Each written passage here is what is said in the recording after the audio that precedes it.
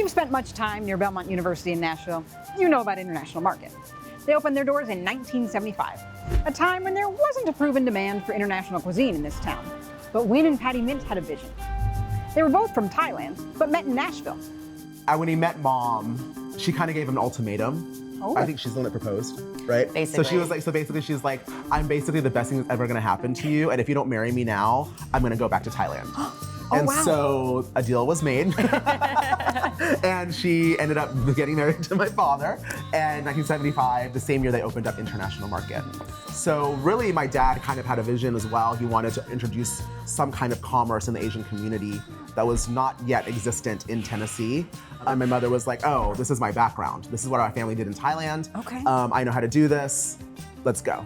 What was the service like at that time with the market and the steam table and everything? So the service back then, it was called International Market for a reason, right? In market being in the name. So a big part of this was the products that you could get at International Market that weren't common in American grocery stores. A big battle of that was that they couldn't sell the products because people didn't know what it was. So our mom started cooking the food, putting it on a steam table, made it approachable in a way kind of like how a meat and three is in Southern cuisine, which isn't uncommon in Thailand. Actually, it's actually a way of eating in Thailand called khao gang, where you get rice and you scoop some curries and stews on top. So a very similar business model as a meat and three, but she just did it with Thai food.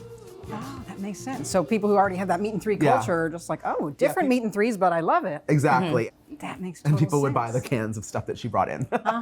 And it also opened up people's palates to trying new and different flavors, because if they could see it, then they had an idea of what they might be trying. Totally. Whereas if you just hand someone a menu, though, I'm not sure what I like. Exactly. It's like tasting the ice cream at the store. Yes. It's like you get 10 samples and you finally buy one, right? Yeah. Yeah, and you're hooked. I love it.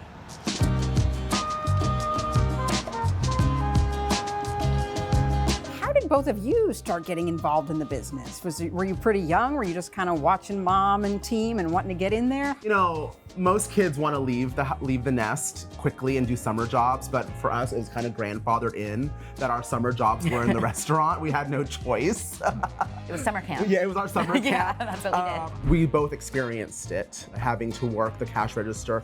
Even like going out to eat, like the same thing about the math. Like my friends would always just be like, figure it out, like tax and tip and everything, because I could do it so quick, like early on. Yeah, so that's the business savvy side of how we were raised, right? Which kind of translates into this, but also like the food side for me specifically. I was born a couple years after the restaurant was open, and the ladies in the kitchen basically raised me. I spent every moment after school there. I built forts and tents in the market side, climbing rice bags. Every birthday party was there. I played with food mostly as a kid, mainly because I was bored of the food she was serving. So I would get in the kitchen and kind of explore myself. I always was exposed to this world at a very young age.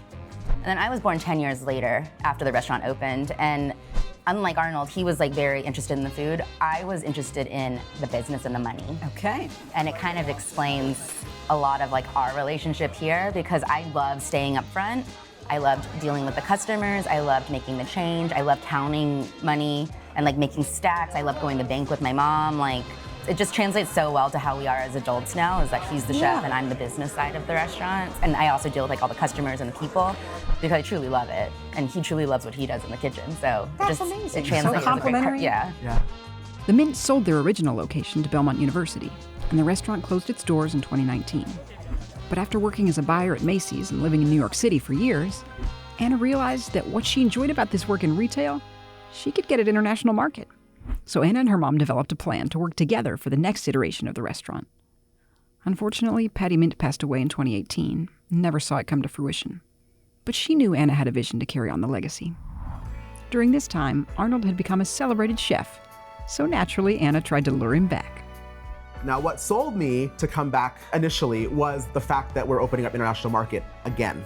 And I'm the one in the family that knows the recipes and that cooked. So for her to be able to, the money is one thing, but we had to have the proof in the product. I mean, there was also negotiation, because he wanted to do more than Mom's Hotline.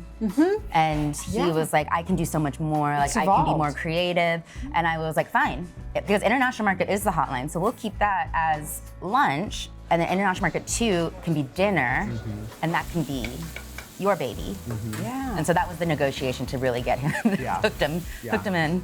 I have no doubt at all that your parents were incredibly proud of you and would be blown away by what you've built here. What has it meant to you to be able to carry on their legacy and make it your own? It means a lot. The stories are stories I never heard before from customers that still come in. We have families from different generations coming in. Like the grandmom brings their daughter, who we were their first Thai food experience, and now they're bringing their daughter. And so it's just been really sweet to see that we're introducing this cuisine to the whole family. Kind of makes us feel like we're part of their family. And when we first opened, it was actually kind of tough because I was hearing the stories were flooding in. When we first opened, we were busy. I couldn't stop what I was doing to hear a conversation. And also these conversations, because again, I'm in the front of house, so I'm taking it all. They would start crying, I would start crying, and then I was like, what am I doing? I can't do this. My therapist suggested I get a sheet of paper and just hand it to everybody and have them write down their story. So that's what we did the first couple months we were open, is on their receipt, their bill, we handed them like, what's your international market story? So now we have a stack of stories that if I'm ever wanting a little pick-me-up, I get to go read and I actually get to listen and hear it versus someone telling me and me just kind of like blanking. Oh, that's beautiful. What a gift to have too, to be able to pass down. Yeah.